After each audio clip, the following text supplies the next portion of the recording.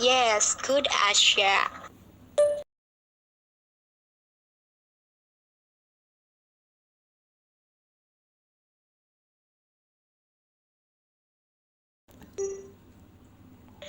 Anggi, I wanna to ask if you don't take the phone out of the house, what would you like to do?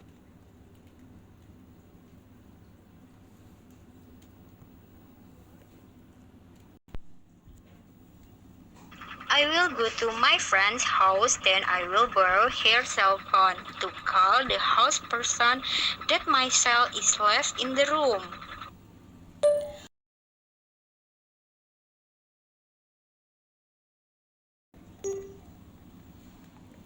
Oh, okay. If your parents are not home, what?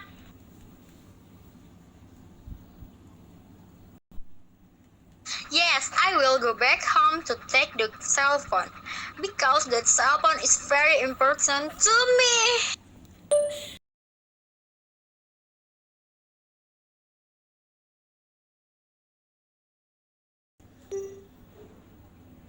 Okay, thank you, my friends. Maybe that is just for me. Thank you, yes. Yes, you're welcome, baby girl.